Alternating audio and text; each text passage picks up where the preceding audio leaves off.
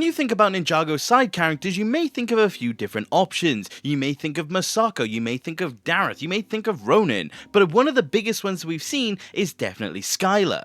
And she definitely has left a lasting impression on the community. A lot of people definitely do love this character, and to this very day hope that we get more of her, but it feels like over the course of the time she's been in the show, it feels like she has been almost neglected. But was that really the intention of the writers? Because it does seem to be that they did want to do something with the character, but it's almost like they couldn't. So I'm going to explore that today, take a look at Skylor throughout the course of the show since she's been introduced, and truly decipher whether or not they actually wanted to do anything with her. And of course, like always, let me know what you think of Skylor Chen. Do you like her as a character or do you dislike her? It's a very interesting character to discuss because of the nature of her usage. But let me not waste any more of your time and let's take a look at Skylor.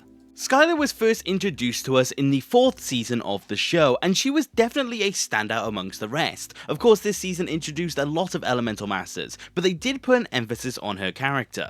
Of course, she had her own plotline associated with it, of course being the daughter of the main villain of the show, but the thing is that there was still something more when it did come to her. Certain things, certain design details that definitely did make her stand out. The biggest thing of all is that she shared the jungle robe or the Zukin outfit with the ninja. She had the exact same attire that the ninja would utilize for the second half of the season, and that is no mistake by any account. In terms of the story, it's because those outfits were given to the ninja by Chen, so by extension it was also given to Skylor, and that may have been a subconscious decision by Chen, which would have been a very fun detail if it was clarified. But regardless of that, they did make these choices when designing this character.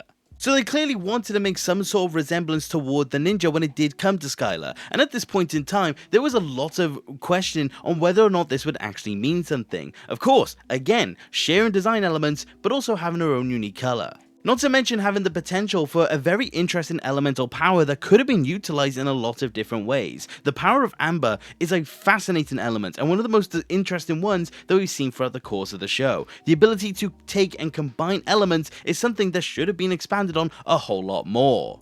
But throughout the course of the season, she goes through this whole thing of being the traitor. She is the spy for Chen, and in the end, she comes to regret this decision, and she does turn against her father. It's a really cool story arc, and it does end with her being on good terms with the ninja, and having a romantic interest when it does come with Kai. So by all accounts, she was being set up to be part of the ninja team. She was set up to be the 6th ninja because Nia wasn't a ninja at the time. And a lot of people did believe this to be the case, to the point where to this very day, a lot of people circulate the information of, well, Skylor was meant to be the original 6th ninja. But I can't find any reference to this. It seems to be very common knowledge that she was meant to be the 6th ninja, but part of my research was figuring out where that actually came from. But unless I have missed it, there is no actual official mention of her actually being part of the team or being set up to be part of it. So that is fairly interesting. And of course the ending of the season itself does imply that she wasn't going to be, but a lot of people were convinced of this factor, so it is interesting to look back at. But like I said, she just simply went off and parted her own way towards the end of this season, and I do think it definitely left a lot of fans to be disappointed. I think a lot of people wanted to see more of this character. She had a unique personality, she added something to the group, it was definitely something that a lot of people were wishing for. But again, it just simply wasn't the case. But a lot of people were definitely hopeful that she could have made a return some point in the future season. And she did. She actually did make appearances following season 4. In season 5, she shared a scene with Ronin, and she discusses how she had a bad father, and how she was basically just trying to make better. She only had this one scene, but it was definitely very cool in retrospect. But honestly, there could have been potential for more. To be perfectly honest, the introduction of Skylor within this season, or just having that one scene, was proof to me that they basically had no intention on having her to be a permanent resident in the show. They clearly didn't want her to do much because they could have had her set up in that way. She could have acknowledged that the ninja needed help once more, and Ronin was an ally of the ninja, but again, she just simply didn't do anything in that regard. She just simply served as a cameo, and that was basically it. But it was a cool one regardless, and a lot of people were definitely happy to see her, but again, it just left people wanting more. But we actually did get more, which was very interesting to see. She had an aspect of Skybound. Of course, she is part of the ninja replacement team alongside other characters like Soto, the Commissioner, Dareth, Ronan, and all of these other cool instances that we do get to see. And she is pretty cool in this season. Of course, she still doesn't have her elemental power, but she still maintains her presence. She shares some really cool scenes, like her jumping across the sky tops in Ninjago City, and of course, she is a very excellent fighter as well. So a lot of the Skylor fans were very happy to see her once more, and I do think to an extent it invigorated people to believe that we could have had more from her. Serving much more of a role within the season definitely did make people think that she was going to return, and this could have been the start of Skylor to be within the team, now as the 7th ninja, but of course still being in the ninja team regardless. But again, this just simply didn't happen, because in season 7, again, she did something in similar vein to season 5. She had a basically cameo scene with Kai and Nia, and that was basically it. And in similar vein to season 5, they could have involved her in the plot from here onwards. They even tease it with Nia's fight against Samurai X, but ultimately speaking, again, it completely amounted to nothing. So we were just left in this situation where Skylor may return or she may just have a scene, but it was never any sort of permanent state, and that is just a shame to see. A lot of people were hoping that Skylor would be more, but we just never got that to be the case. And ultimately, I think the Skylor fans were still just praying that we were going to get more. But again, it just continued to go downhill. Skylor would serve a purpose within the Oni trilogy, but more specifically in season 9. She was a part of the Resistance, and she actually did stick around more than most members. Again, giving a lot of people hope that Skylor would become more of a main state. She shared some really cool scenes, in particular where she was trying to control the Oni Titan, but we never actually got any instances where it felt like she was still a permanent resident. She had her fun moments, that was all well and good, but that was basically it. In season 10, she gets a cameo appearance, and that was basically all. And again, we're still continuing to follow the cycle by all accounts. Skylor would have some sort of stay in a season, and then she would go into a cameo, and then it would just continuously go between the two, and we would never actually get any more. So Skylor fans just continued to felt like there was nothing going on with this character, and at least we got her every once in a while, but again, we got worse. When the Wild Brain era began, we just simply had nothing when it did come to Skylor. She was completely absent for most of the seasons, she made a cameo in Seabound, and that was near enough it. It wasn't until Crystallize where we actually did get more. We had to wait several years to actually see this character of Skylor once more.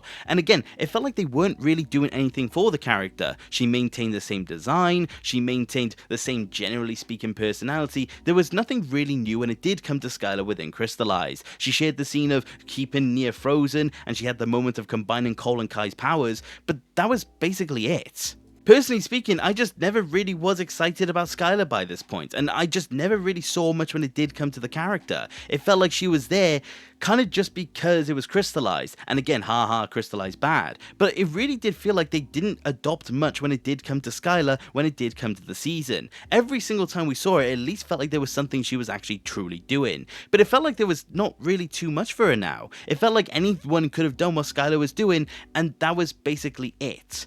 It's just honestly a shame to see.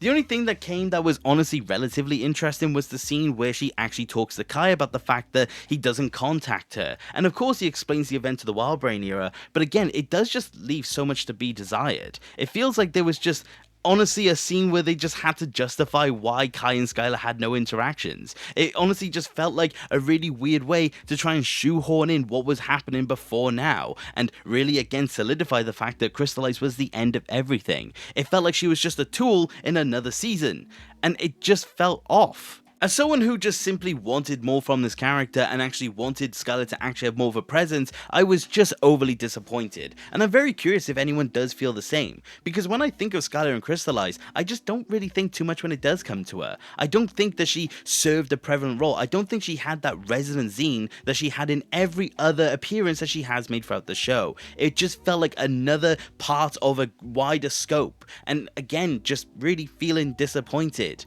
But honestly, a part of me did think that maybe we would get something more when it did come to her, and to an extent we did, but also we didn't. Skylor was an aspect of the Quest for Lost Powers book where she does assist in Kai when it does come to getting his powers back. But again, I don't really think she does all that much. I think she does serve as the moral compass for Kai in that book, but I'm not entirely certain. To be honest, that book isn't really something I have looked into. But from what I have read, it does seem to be that while she did act at least a little bit better than her crystallized appearance, again, it's just a shame that it was resorted to in external media. But funnily enough, that is actually what also still happens when it does come to it to this very day. Skylor has made absolutely no appearance within Dragon's Rising, and it doesn't seem to be like a character that we are going to get anytime soon. I mean, she may appear in some sort of cameo extent, but we don't truly know this to be the case. I mean, the opportunity to bring Skylor back would have been Season 2 Part 2. During the tournament cycle, that could have been the perfect time to have had her back. I have seen some interesting theories as to why she wasn't there, for example, tournaments bringing back old and bad memories, but it really does feel like that would have been the opportunity if they truly wanted to. So personally speaking, I really don't think we'll see her again. The most we've gotten in terms of Skylor in the Dragon's Rising era is the new whip that has come out, and also we did get a non-canon bit of information regarding it in a magazine. A magazine has stated that she's actually the ex-girlfriend of Kai, but the thing is that it's also been confirmed that this just isn't the case. So the one little bit of information that we got just turns out to be completely irrelevant, and again, it's just leaving so much more to be desired. It feels like we could have truly have actually had something to do with her in Dragon's Rising, but every single time it just gets taken from beneath his feet. And I think that is the ultimate point of this video, is to demonstrate how Skylor has just remained in this really weird sense of limbo. Cameo appearance, small role in a season. Cameo appearance, small role in a season. That feels like it's been the revolving door that we've had in terms of Skylor. And honestly, I just feel bad for anyone who does wait for her when it does come to the show. It does feel like they just don't know what to do with her, or more specifically, they don't want to. What could they do? Well, for one, actually give us some sort of more permanent role within the show. I'm not saying make her a ninja by any account. I'm saying that if they actually wanted to make her more of a fully fleshed out side character, they could be more consistent in what they do with her. They could have actually had her play some sort of role when it does come to Ninjago as a whole. I mean, take Dragon's Rising for example. Even if you don't want to have her within the show itself, you could mention that she is doing stuff within the new merged lands. You could demonstrate that maybe she's out there protecting Ninjago City, because we don't see the ninja there much anymore. I think the only time we saw them there was in Season 2 Part 1. But apart from that, maybe just have some sort of acknowledgement. The most we've had is a reference to Chen's noodles, but that is again kind of it. It does just feel like there should be something more, but we just never really got it. And I think that is the ultimate point. I just truly wish the writers would commit to what they want to do with Skylor. If they want to bring her back, bring her back. But if they don't want to bring her back, I would say just leave the character to rest. I don't think there's much you should do with her if you just simply don't want to have her back. And in the current way and in the current swing that they have her in, I just really feel like they just don't simply know. I hope that they do figure out what they do want to do with this character, but it just doesn't seem like they're going to do it anytime soon.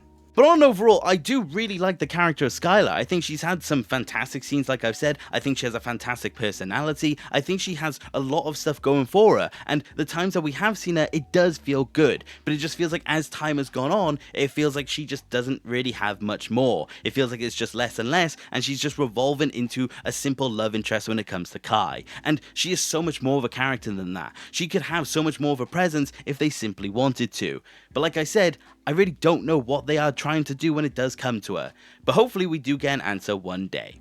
But what is your opinion on Skylor Chen? Is she a character that you like? Is she a character you don't like? I asked this at the beginning, but I do want to know what your guys' opinion is. Because, again, like I said, she's a very interesting character, and I wonder if there are people out there that really want her back, or if there are people out there that just simply don't want to see her anymore.